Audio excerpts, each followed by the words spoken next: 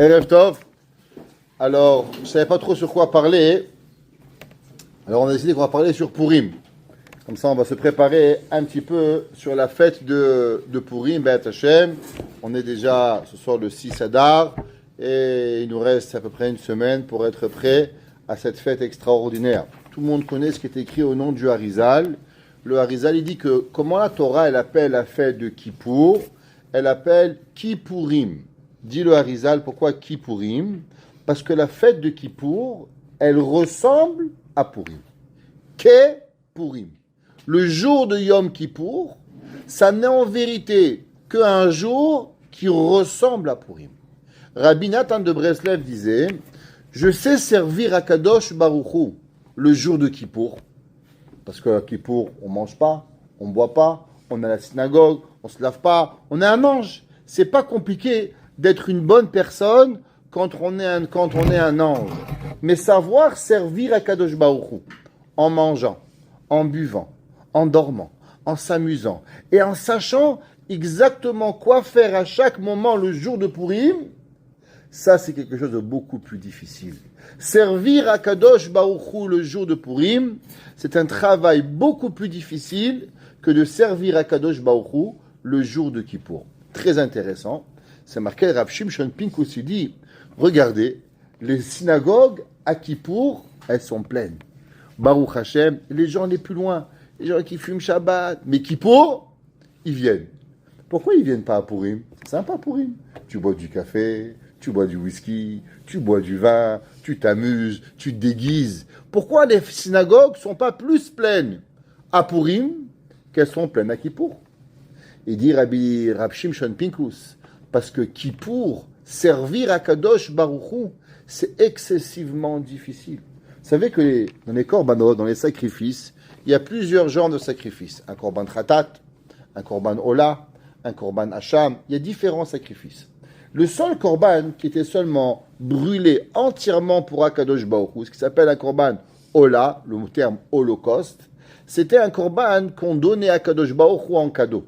Tous les korbanot qui étaient faits pour expier les fautes du peuple juif, ou les korbanot qu'on apportait pour les fêtes, elles étaient obligatoirement, une partie le Kohen y mangeait, une partie le monsieur qui apportait le korban, ou la madame, et une partie Akadosh Baruch Hu il mangeait.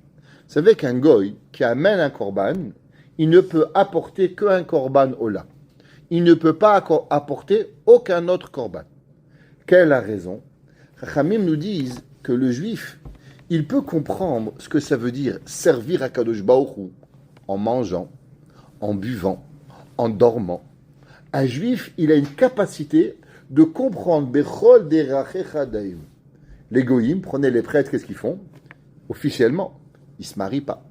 Officiellement, ils ne boivent pas. Pourquoi?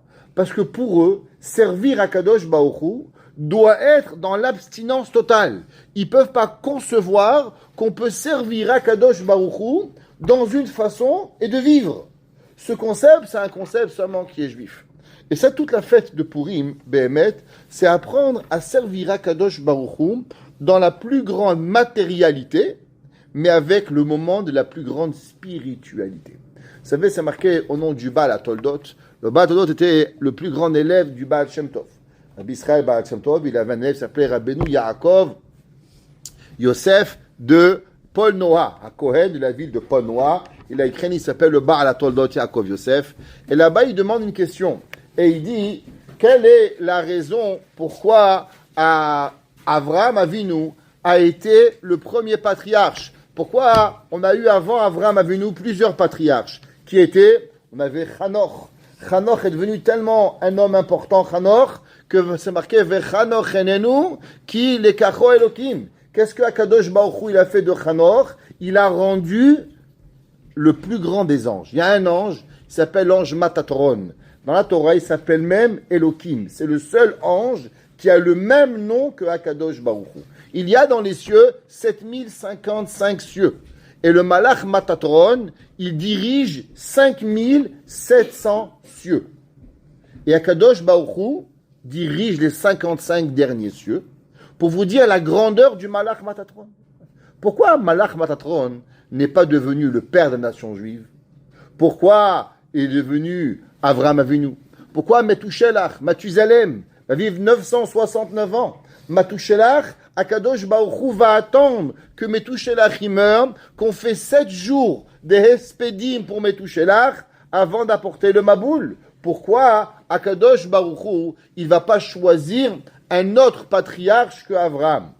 Dit le Baal Yaakov Yosef, Tordot Yaakov Yosef, il dit parce que le seul qui a compris qu'on pouvait servir Hachem en étant un humain était Avram Avinu. Avram, c'est marqué Vaïta, il a planté Eshel. C'est quoi Eshel? Achila, Shetia, Lina. Avram Avinu, il a dit, tous les malachim, toutes les autres personnes, ils étaient dans les ermites, ils s'enfermaient dans une chambre et ils pensaient qu'on devait servir Akadosh Baruch Hu en mangeant pas, en buvant pas, en vivant pas en société.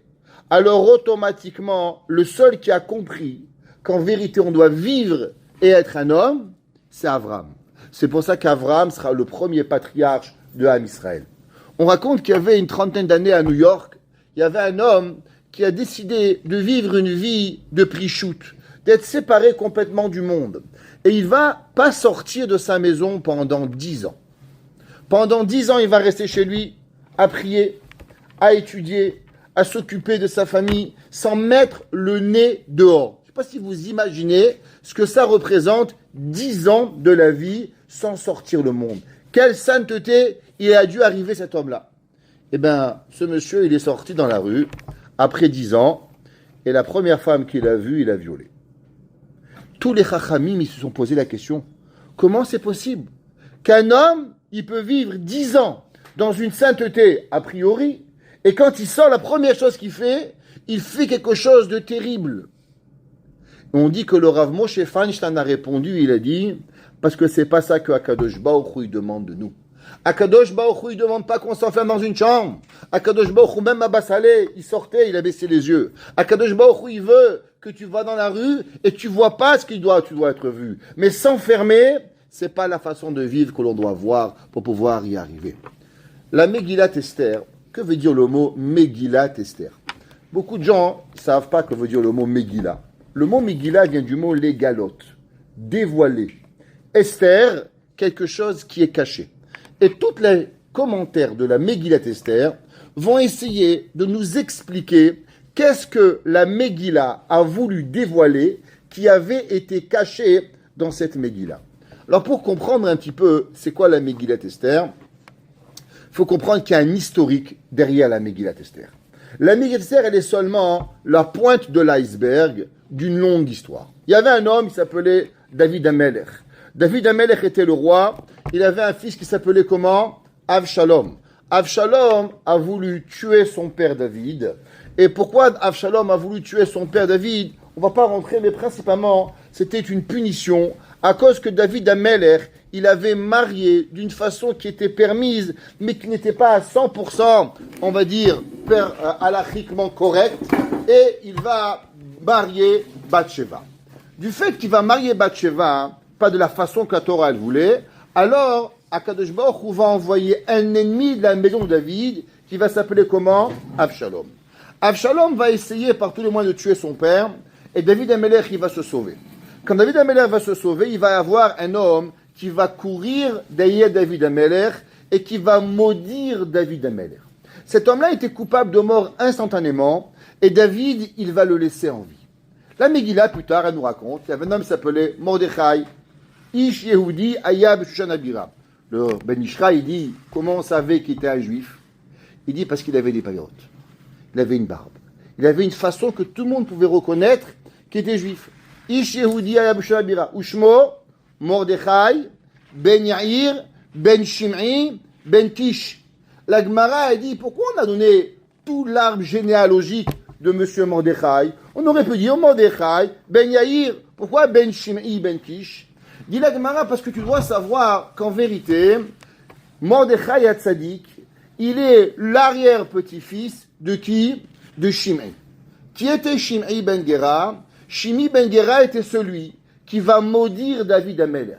David Amelech va dire à son fils Shelomo, attention, assure-toi que Shim'i Ben Gera, il meurt d'une façon pas normale et pas correcte, parce que Vehu Kilalani Kelalani Mretset, il m'a maudit d'une malédiction qui va me poursuivre. Et la question se pose, pourquoi David Amelech n'a pas tué tout de suite Shimi Ben Gera?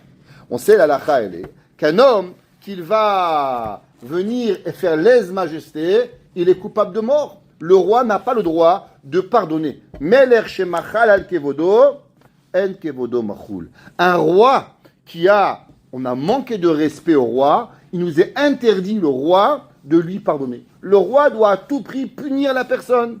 C'est pour ça que nous, qu'est-ce qu'on dit à Kadosh Baruch Hu? On ne dit pas que Kadosh Baruch Hu est notre roi. Qu'est-ce qu'on dit? Avin, notre père. Pourquoi? Parce qu'un père peut pardonner, mais un roi ne peut pardonner. C'est pour ça que Kadosh Baruch Hu, il n'est pas seulement notre roi. Parce que s'il avait été seulement notre roi, Kadosh Baruch Hu n'aurait pas pardonné au peuple juif. Pour pouvoir pardonner, on est obligé de dire que Hachem, il est quoi? Avinu. Il est notre père. Nous dit la Gemara, Shim'i ben Gera, il a maudit David Amelech.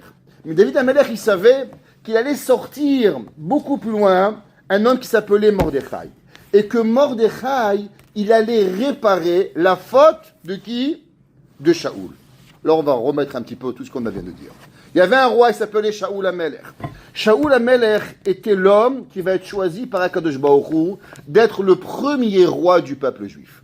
Shaoul Amelech était d'une pureté incroyable. Ceux qui sont au cours de Tehillim connaissent cette histoire, que la Gemara nous enseigne que David Amelech, un jour, il était dans une grotte, et Shaoul Amelech, il est rentré pour faire ses besoins. Et il s'est désarmé. Et Shaoul Amelech, il était sans arme, David était derrière, il avait une arme, il aurait pu lui couper la tête. Et Shaoul Amelech, quand il allait aux toilettes, il avait tellement de respect pour Akadosh Baruch Hu, avec tellement de tseniout, que David Amelech, il a dit, je ne peux tuer un homme avec autant de pudeur. Et il va couper seulement un petit morceau de l'habit de Shaoul pour lui faire montrer qu'il aurait pu le tuer, mais qu'il ne l'a pas tué. Shaoul Amelech, il avait une mida, cette mida incroyable qui s'appelle la tsniout. Si David Amelech, Shaoul Amelech, il avait cette mida, comment se fait-il que Shaoul Amelech, il va perdre le royaume? Chachamim nous disent que Shaoul Amelech, il avait un seul problème. Et on va essayer de retrouver la solution de ce problème dans la Megillat Esther. Shaoul Amelech, il va avoir 2 mitzvot à accomplir. La première mitzvah, qu'on va lire ce Shabbat, la mitzvah de Mechiyat Amalek, qu'il fallait exterminer toute la peuple de Amalek. La Torah nous dit, quand le peuple de Amalek il vient, et qu'on a un roi, pas seulement tuer des gens dans la rue comme ça, il faut qu'il y ait un roi, il faut qu'il y ait une prophétie, il faut qu'il y ait un avis. Alors, Timche et Zecher Amalek, tu dois exterminer Amalek. Akadosh Baruch Hu a dit à Shaoul Amelech, va et extermine Amalek. David et Shaoul Amelech va tuer tout le monde, à part les animaux et le roi Shaoul. La Gemara dit pourquoi il n'a pas tué tout le monde. Shaoul Amelech était un homme d'une gentillesse extrême. Shaoul Amelech, il a dit, comment c'est possible qu'il y a une mitzvah de tuer les pauvres moutons? Est-ce qu'un homme, il peut tuer juste des moutons gratuitement? Est-ce qu'un homme, il peut tuer des animaux sans rien faire? C'est marqué Vayalen Ba'emek. Et Shaoul Amelech, il va dormir dans la vallée. La Gemara a dit que veut dire le mot Emek. Généralement, on n'emploie pas ce mot Emek pour dire une vallée. La Gemara a dit Lan Be'omka Shel Halacha. Shaoul Amelech, il va dormir toute la nuit à essayer de trouver une solution. Comment ne pas tuer Amalek? Comment Akadosh Baruch Hu, qui s'appelle Hachem, qui est Rachamim, qui est miséricordieux, il peut donner une mitzvah tellement barbare de venir et de tuer tout le monde. Alors Shaoul Amelech, il va essayer de réfléchir et il va dormir avec cette question en essayant de trouver une solution à cela. Et il va malheureusement trouver une solution en pensant qu'il allait tuer les animaux de Amalek en les apportant en sacrifice. Comme cela, il allait accomplir la mitzvah de Dieu de tuer les animaux, mais de l'autre côté, ce ne serait pas dans une façon barbare, mais avec une mitzvah. Va le voir chez moi, la Navi, le lendemain, et il dit, Shaoul, pourquoi tu as transgressé la parole de Dieu? Il dit, mais pas du tout. J'ai pas transgressé la parole de Dieu. J'ai tout accompli la parole d'Akadosh Baruch Hu. Et là, il dit, mais qu'est-ce qui se passe avec les animaux? Il dit, mais c'est pour des corbanotes. Et là, Shaoul, il dit, chez moi, la Navi, lui dit, mais tu comprends pas. La parole de Dieu est plus importante que des millions de sacrifices que tu peux apporter. Écouter Akadosh Baruch Hu est beaucoup plus grand. La Gemara nous dit que Shemuel Hanavi a dit à Shaoul, Al tiye tzadik harbe, ki basof tiye racha harbe. Ne sois pas trop gentil avec des émotions, parce qu'à la fin, tu vas devenir très méchant. Qu'est-ce qui va se passer? Quand David HaMelech va se sauver dans la ville de Nov Kohanim, alors Shaoul HaMelech, il va croire que les Kohanim de Nov, qui était une famille de Kohanim où il y avait dedans 80 hommes, pouvoir à devenir Kohen Gadol. Ils avaient tous Nosé et Ephod. Ils portaient tous l'habit de Kohen Gadol. Et il va demander à Shaoul HaMelech qu'on tue toute la ville des Kohanim. Pourquoi? Parce qu'ils vont donner à David HaMelech un bout de pain.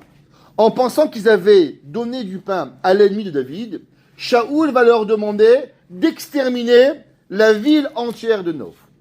La Gemara nous dit, regarde Shaoul, tu as eu pitié de moutons, tu as eu pitié de vaches, tu as eu pitié des animaux, mais tu n'as pas eu pitié de pouvoir comprendre Akadosh Baruch Hu quand tu as demandé certaines mitzvot.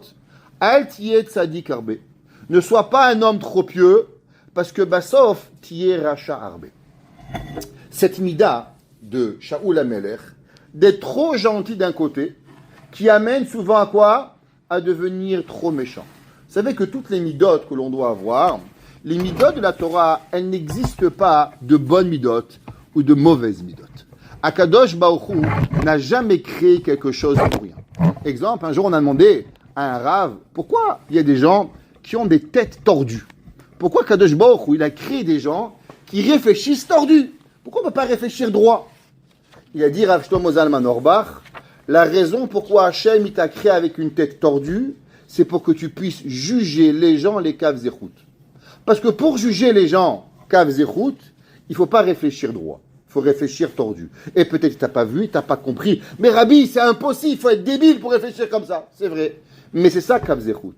Kav zechut, c'est de réfléchir et trouver une solution pour pouvoir y arriver. Un jour, il y avait un homme qui s'appelle Rabbi Yitzhak Zilberstein. Il est arrivé en Argentine, à Sao Paulo. Et quand il arrive là-bas, il y a un téléphone qui sonne Shabbat à la synagogue. Le gars, il se retourne, il voulait le manger. Shabbat? Un téléphone dans une synagogue? Et là, le Rav, il dit, peut-être qu'il est médecin. Le gars, il s'arrête. Et le monsieur, il sort avec le téléphone. Après la tefila, il dit, Rabbi, vous aviez raison. Je suis le plus grand chirurgien de Sao Paulo. Quand le téléphone il sonne, je dois courir à l'hôpital. Il y avait une opération d'urgence. Mais maintenant, je viens de comprendre que si on est médecin, on peut être Shomer Shabbat. Ça fait 10 ans que je veux être Shomer Shabbat, mais comme je suis médecin et je dois avoir un téléphone, alors je pensais que ça ne servait à rien que j'ai un téléphone. Mais maintenant, vous venez de me dire peut-être qu'il est médecin. Ça veut dire qu'un médecin, il peut avoir un téléphone Shabbat. Alors je peux être Shomer Shabbat. Voulez-vous me dire comment on peut être médecin Shomer Shabbat avec un téléphone?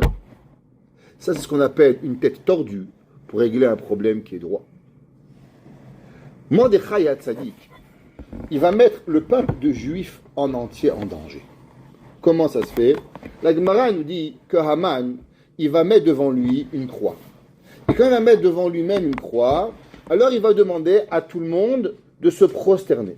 C'est marqué Vechol Avdei Hamelech, tous les serviteurs du roi, Korim ou Mishtachavim le Haman, ils vont se prosterner à Haman. Au Mordechai, et Mordechai, Lo Yichra, il ne se prosterne pas, Velo Mishtachave, et il ne se prosterne pas, il ne s'abaisse pas.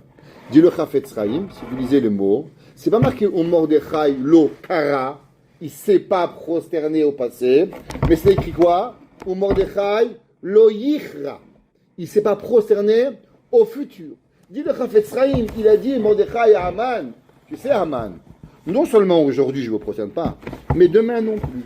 Et tu sais, mes enfants aussi ne se prosterneront pas. Tout le peuple juif, incluant des grands prophètes, qui étaient à l'époque de Mordechai, quelques noms que vous sachez, qui étaient avec au nom de Mordechai, Ezra HaSofer. Ezra HaSofer, le grand Ezra, il était au palais d'Achashverosh. Est-ce que vous savez que Ezra s'est prosterné à Haman? Est-ce que vous savez que Omri ben Baruch, le grand maître d'Israël, s'est prosterné à Haman? Le seul et unique, où Mordechai lo yichra. Le Midrash dans Yalkut Shimoni, Il nous dit que les Chachamim, ils sont venus chez Mordechai, ils lui ont dit Mordechai, tu mets tout le peuple juif en danger. Comment tu as fait pour ne pas te prosterner à Aman? Après tout, Aman, il n'a qu'à penser ce qu'il veut. Il n'a qu'à penser même qu'il est le pape. Pourquoi? Depuis quand un homme qui pense qu'il est le pape, il devient le pape? Aman, il n'a qu'à penser qu'il est Dieu. Est-ce que Aman, il est Dieu?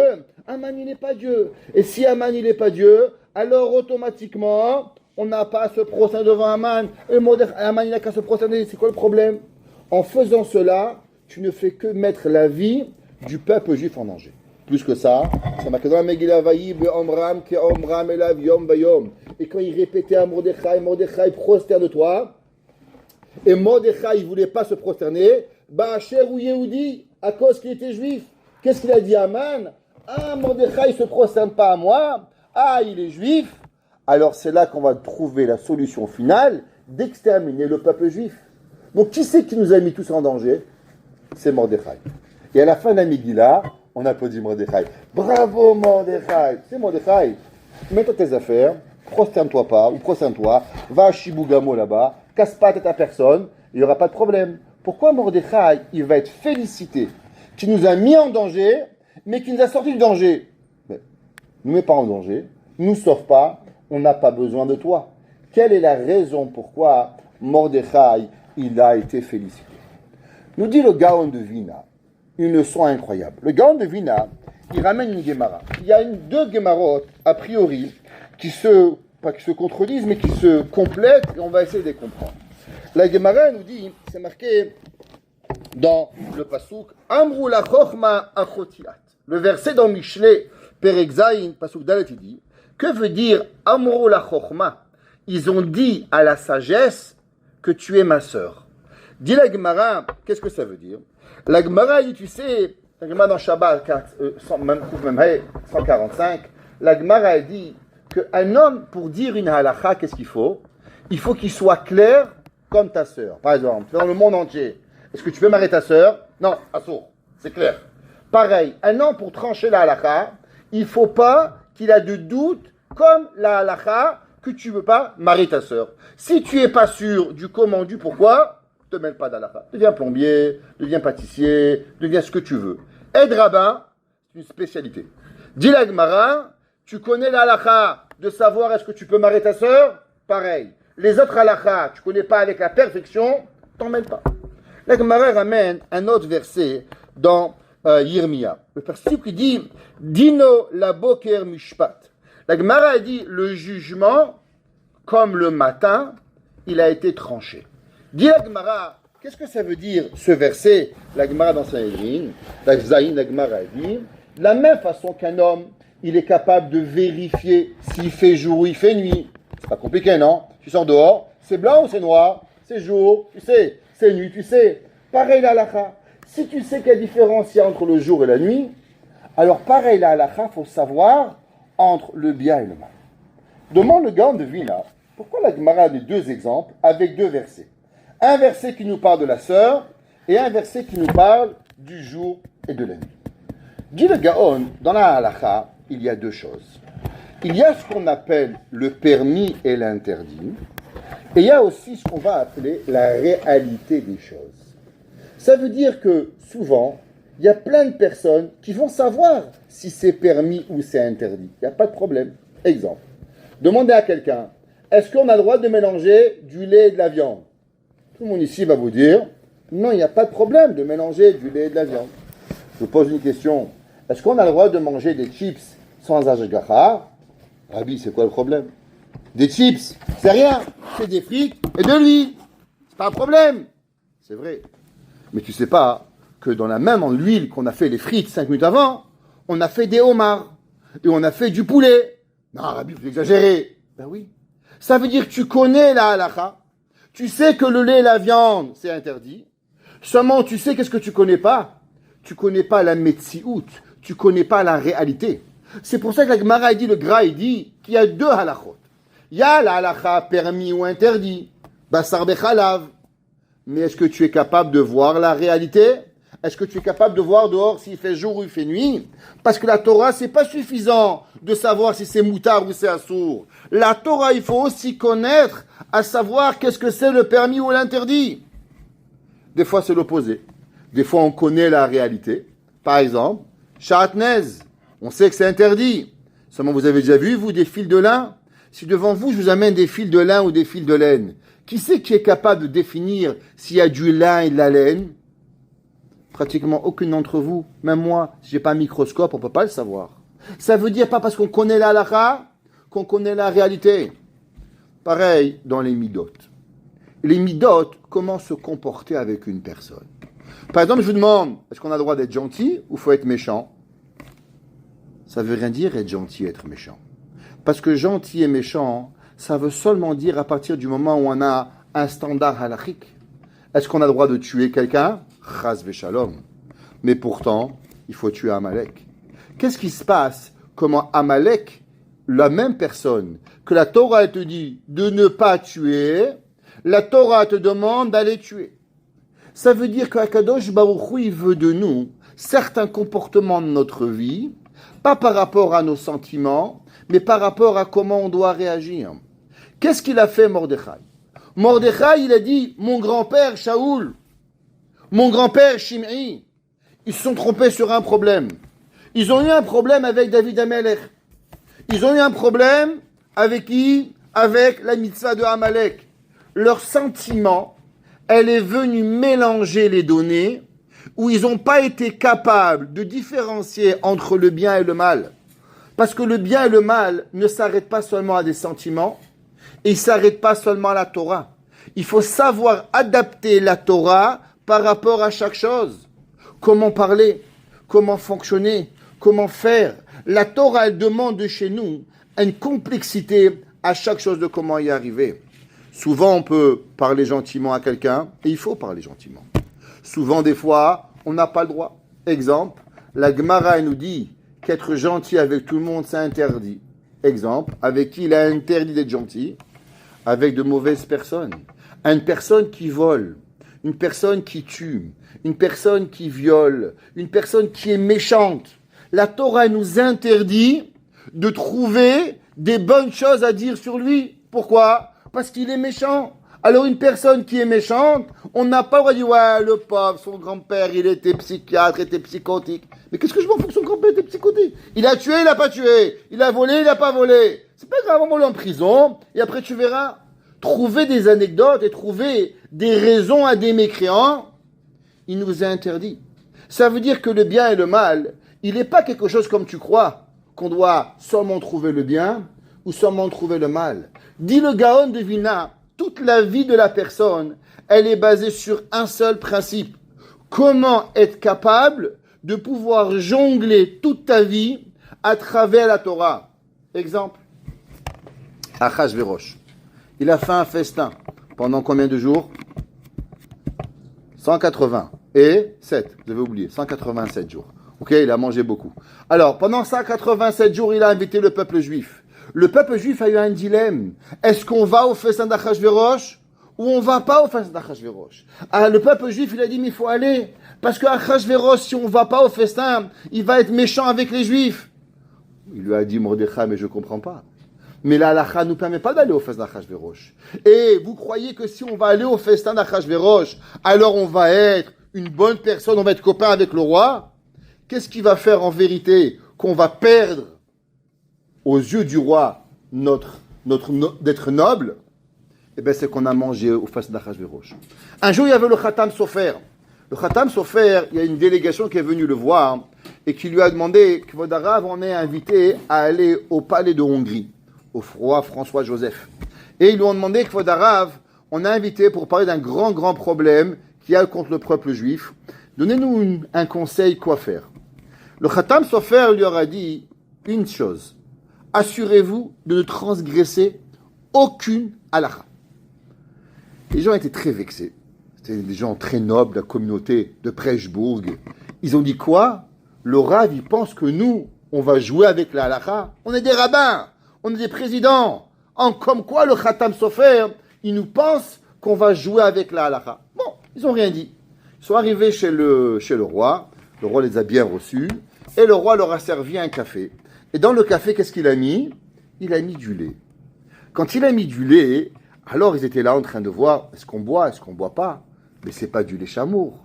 C'est pas du lait surveillé. Il n'y avait pas OU à l'époque encore. Vous savez, il y avait un jour, il n'y avait pas OU, il n'y avait pas WhatsApp, il n'y avait pas tout ça. C'est qu'on ne connaissait pas encore tous ces halakhot là. Donc il y avait du lait non surveillé, qui est assour, d'après la halakha. S'il n'y a pas vraiment, comme maintenant, il y a des permissions parce qu'il y a les gouvernements qui surveillent. Mais avant, ça c'était complètement assour de boire.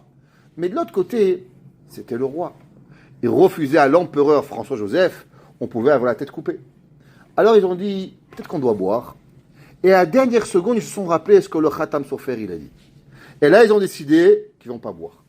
Le roi leur a dit, nous, messieurs, buvez. Il dit, on ne va pas boire. Il dit, pourquoi vous ne pouvez pas boire? Il dit, parce qu'il y a une halakha qu'on ne sait pas quand il y a du lait. Peut-être que le lait a été changé et qu'il y a du lait d'un autre animal qui a été mélangé dedans. Il dit, est-ce que vous rigolez ou quoi? Vous êtes au palais de l'empereur d'Hongrie. Chez moi, il y a des centaines de vaches. C'est qui le fou qui va oser mettre du lait autre chose que du lait de vache dans mon verre? Et il dit, regardez, monsieur le roi, on ne va pas vous vexer, mais la Torah, c'est la Torah. Le roi, il dit, laissez-moi vous prouver que vous avez tort.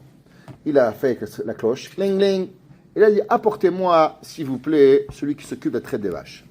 Il l'a appelé, il dit, bonjour monsieur, vous avez traité mes vaches? Oui monsieur, c'est vous qui avez apporté mon lait ce matin. Et le monsieur, il devient tout rouge, bleu, vert, jaune, violet, style arc-en-ciel. Et là, il lui demande, c'est quoi le problème? Il dit, non, monsieur, vous devez comprendre, il y a un petit problème. C'est quoi le problème? Il dit, pourquoi le lait n'est pas bon? Il dit, mais je ne sais pas demander s'il est bon ou il n'est pas bon. C'est quoi le problème? Il dit, ben voilà, ce matin, on a traité les vaches. Et quand on a traité les vaches, on les a mis sur une charrette. La charrette s'est renversée. Tout le lait s'est renversé. Et on n'avait plus de lait pour vous. On savait qu'il y avait des invités qui arrivaient. Alors, on a pris les cochons, les truies, on a traité les truies, on vous donnait du lait de truie. Le roi, il a dit, quoi? Ça veut dire que même chez le roi François-Joseph, on est capable d'arriver à que ce n'est pas du lait de vache, et qu'on est capable de tromper le roi. Il a dit, Ashrei ha'am shekachalo, heureux l'homme qui est comme cela, et il a dit, demandez-moi ce que vous voulez, je vous donne au peuple juif du roi de Hongrie. Ça veut dire que dans la vie, la Torah, elle n'est pas là pour nous embêter. La Torah, elle est pour nous faire comprendre que l'on doit apprendre à chaque moment. La Torah, elle est venue ici pour nous comprendre, pour nous faire comprendre la vie. Il y a des gens, ils pensent que c'est une mitzvah d'être méchant avec tout le monde. Parminan. Non, c'est qu'on va être gentil avec tout le monde. Pour être méchant, il faut une permission halachique. Il y a des gens qui pensent l'inverse. Sois méchant avec tout le monde, et va chercher une permission halachique pour être gentil. Non, pas comme ça. Faut aimer tout le monde, faut être gentil avec tout le monde. Mais il faut savoir que des fois la Torah, elle peut être dans une contradiction de sentiments. Quoi faire quand ton père, il te demande d'être Mechalel Shabbat, et de l'autre côté tu as Kibud Avaim, et de l'autre côté tu as Akadosh Baruch Hu.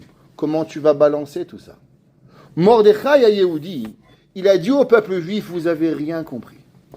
Vous pensez que l'homme, il a le droit de servir et de se prosterner à Haman.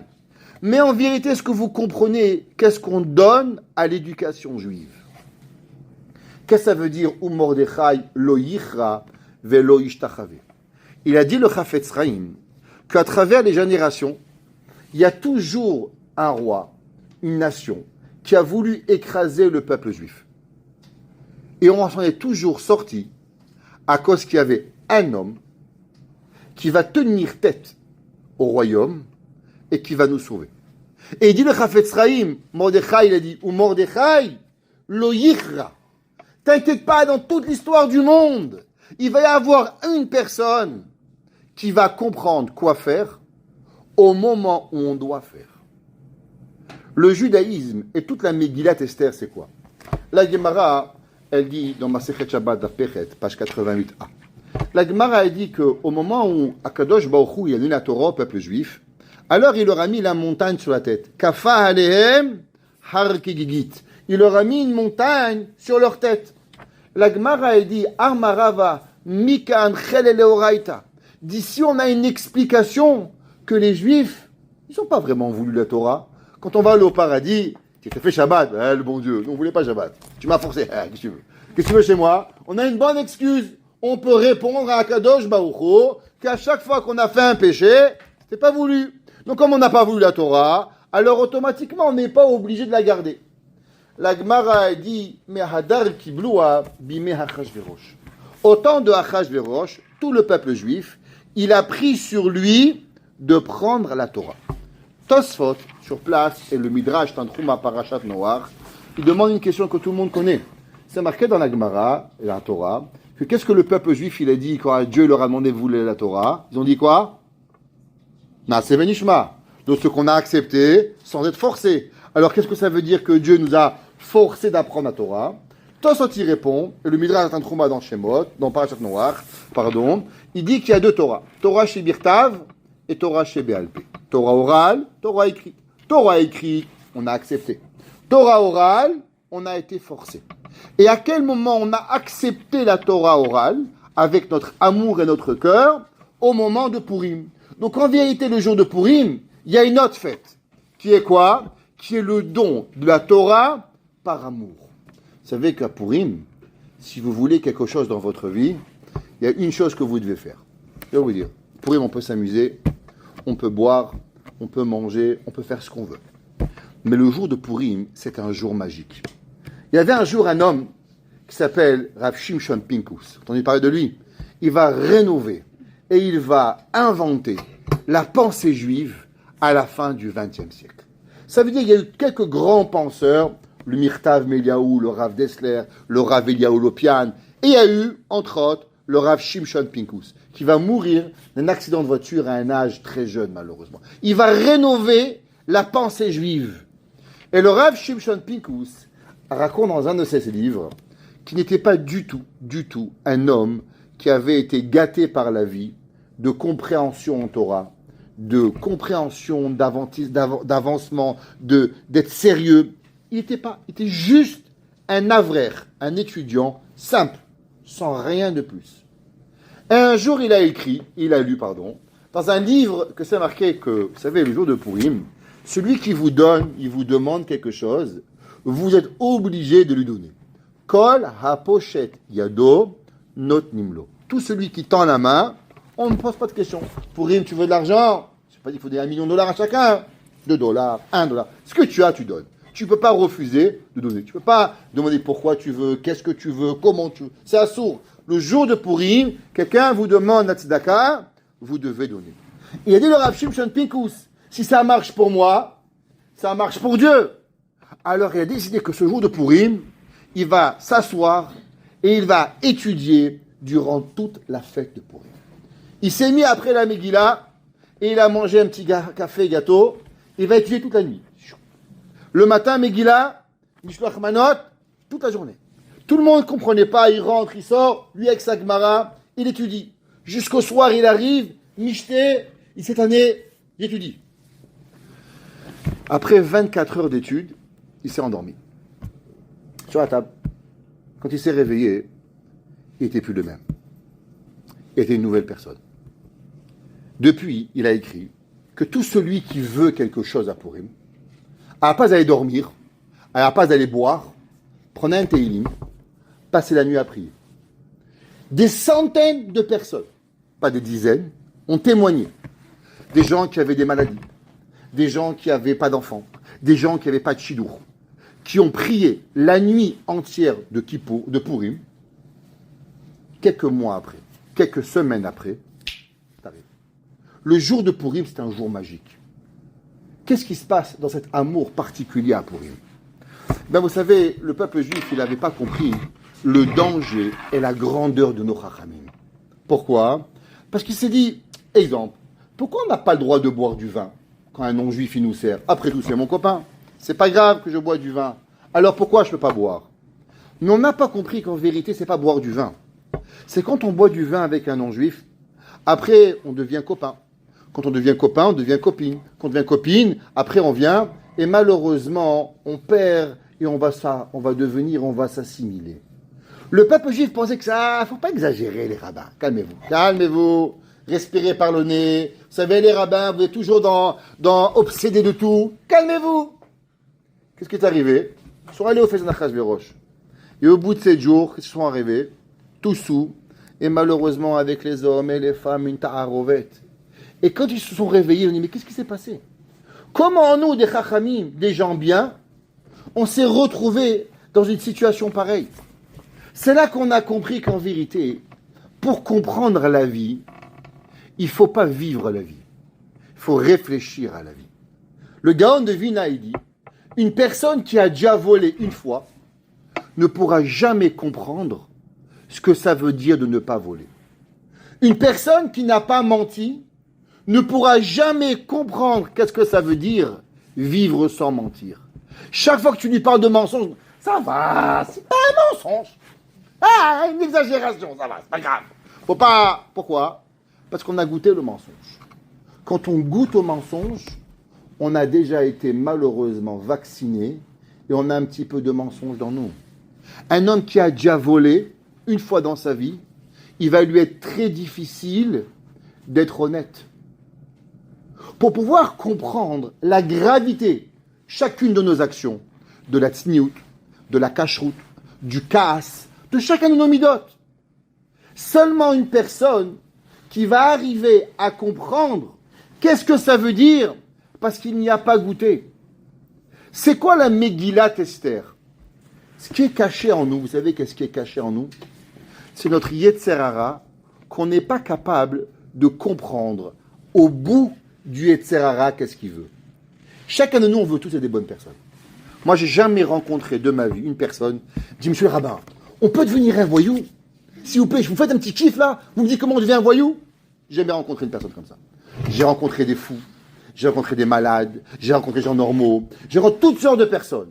Mais j'ai jamais rencontré une personne qui m'a dit, monsieur le rabbin, je rêve de devenir voyou. Ça, j'ai jamais vu de ma vie. Tout le monde veut devenir une bonne personne. Seulement, alors, comment ça se fait qu'il y a des mauvaises personnes qui deviennent? C'est parce qu'on ne comprend pas comment une action, elle en amène une autre. Et une autre, elle en amène une autre. Je raconte toujours la même histoire. Il y avait chez nous à la synagogue un monsieur qui venait prier Shacharit, Mincha, Ma'ariv. Il avait une barbe jusqu'au nombril. Il était un monsieur qui priait, il était un chassid, tout ce que vous voulez. Un jour, il commençait à travailler tôt le matin, il venait plus à Shacharit. Après, il venait plus à Arvit. Après, il venait plus à Mincha. Après, en hiver, il venait plus vendredi soir. Après, Shabbat matin, il venait plus. Et aujourd'hui, il vit au Portugal, il est Mechalel Shabbat. Et là, on se demande maintenant, mais qu'est-ce qui s'est passé? Comment t'es passé de chassid à joueur de tennis au Portugal? Comment ça marche? Ça marche une seule chose. On te mange un petit point, et un petit point, et un petit point. Et le petit point, il grossit, sans jamais que tu arrives à comprendre. Seulement, si on t'avait fait expliquer ce qui allait t'arriver il y a 5 ans, tu aurais pu comprendre. C'est quoi Megillat Esther? C'est de dévoiler qu'est-ce qu'il y a au plus profond de vous que vous n'arrivez pas à comprendre. La Avera, elle est là en nous, sur moi, plus que chez vous. En chacun de nous, il y a une volonté. Shaoul HaMelech, il n'a pas compris quel était le danger de jouer avec la halakha. Tu joues avec la halakha, Dieu te demande, tu Amalek, tu comprends pas. Tu sais qu'est-ce que ça va causer? C'est rien, un homme. Ça cause 6 millions de juifs à Auschwitz. Quoi? Quel rapport? La Gemara, tu sais comment ça s'appelle? Les Allemands? La Gemara dit Garmania Shel Edom. Tu sais c'est qui Amalek? Amalek, c'est l'Allemagne. Quoi? Un homme, une erreur, cause 6 millions de morts? Tu comprends pas, toi? C'est vrai. C'est pour ça que tu t'appelles pas Dieu. Parce que si tu t'appelais Dieu, mon frère, qu'est-ce qu'on aurait souffert? Akadosh Baruch Hu, il comprend le détail. La Megillat Esther, pourquoi on ne peut pas sauter un mot? Pourquoi on ne peut pas sauter une lettre? Parce que chaque lettre, chaque point, chaque détail, il nous amène à une histoire pour comprendre un ensemble. Si on saute juste une étape, comment Esther est devenue reine, comment Aman est monté au pouvoir, comment Mordechai est venu, comment Mordechai il s'occupait d'Esther, comment Esther était pour Mordechai, un petit mot, tu perds le fil. Quand tu perds le fil, tu ne comprends pas ce qui va t'arriver. Toute notre vie, elle est basée en vérité sur une séquence de détails. Le peuple juif, il n'a jamais vendu du gros. Il était toujours un détail. Vous savez, le peuple juif, un jour, il avait un grand-père, il s'appelait comment? Abraham. Qu'est-ce qu'il faisait Abraham? Il travaillait dans les habits. D'où vous savez? Parce qu'il a dit Abraham, Abinu. Yitzhak, Abinu. Yaakov, Abinu. Hein, c'est un peu oublié. Et après, on a dit Moshe, Rabbinou. Ok? Alors, dans la vie, on a toujours dans le détail, dans ce qu'il faut faire. Pourquoi? Parce que c'est seulement à travers le détail qu'on devient une bonne personne. Et pour cela, il faut n'oublier pas deux choses. Comprendre la réalité des personnes. Comment on fonctionne. Être honnête avec soi-même et connaître la halakha. Si on n'a pas cette connaissance de la halakha à la perfection, il nous est incapable de pouvoir comprendre. Combien de fois des gens font des erreurs totales? Je pense que le rabbin, il a permis, je pense. Quand tu vas chez le médecin, tu dis pas « Où vous avez mal ?» À peu près là. Vous savez, là, il y a le cœur, il y a le poumon, il y a le foie, à peu près là. Ça marche pas, à peu près ici. Mais la halakha, c'est pareil. C'est à peu près, ça fonctionne pas.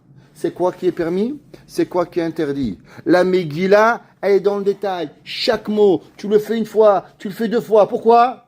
C'est comme un antibiotique. Tu sautes une fois, eh bien ça ne marche pas. La Megillah, il faut la répéter le matin et le soir. Un cachet le soir, un cachet le matin. Chaque détail, il va te compter. Parce qu'il y a des choses, ça s'appelle la halakha, et ça s'appelle le savoir. Et ce qu'on va appeler le 5e volume du Shulchan Aruch, qui est comment appliquer la Torah à chacun de nous. Et c'est pour ça qu'à la fin de la Megillah, qu'est-ce qu'on nous dit? Que Mordechai, ou Mordechai Yotze Beshar HaMelech. Mordechai, a priori, on croit qu'il va être adoré par tout le monde. Mais vous savez que Mordechai ne va pas être aimé par tout le monde. Seulement les Rov et Chav, la majorité. Croyez que vous allez toujours être compris par tout le monde, et être idolé par tout le monde, et être aimé par tout le monde. C'est impossible. Moshe Rabbeinu, il parlait avec Dieu. Il avait eu Korach qui voulait le tuer. Chacun de nous, on a notre Korach, on a nos problèmes. Mais est-ce qu'on travaille pour les gens? Est-ce qu'on travaille parce qu'on veut être aimé? Ou on travaille parce qu'on veut faire plaisir à Kadosh Baruch Hu de ce que l'on veut? Quand il arrive Purim, la fête de Purim, c'est une seule chose. C'est une fête par amour. On doit servir la Torah par amour. On doit se rappeler que dans l'histoire, elle va être créée par des personnes qui ont manqué un ou deux détails. Ce détail va causer, d'un côté, des bonheurs à des milliers de personnes, ou bien ça va causer des malheurs à des milliers de personnes. Mordechai, d'où il venait? De Shimei. Qui a laissé Shimei en vie? David. David, il va dire, je sais que Shimei est chayav mita, mais il va y avoir un petit-fils de lui qui va sauver. Alors attends pour le tuer. Amalek, Shaoul, va douter d'une halakha, mais il va causer la mort à travers le temps de millions de personnes. Et c'est ça la Megillat Esther, dévoiler ce qui est caché dans nous. Apprenons de ces détails. La vie, elle est du permis, l'interdit, de comment l'appliquer. Chaque mitzvah, elle est dans une perfection totale. Et notre rôle, il n'est pas d'adapter la Torah à nous, mais de nous adapter à chacun de nous pour accomplir autant de fois et autant que l'on peut la Torah d'Akadosh Baruch Hu. Amen, amen. On doit arrêter ici.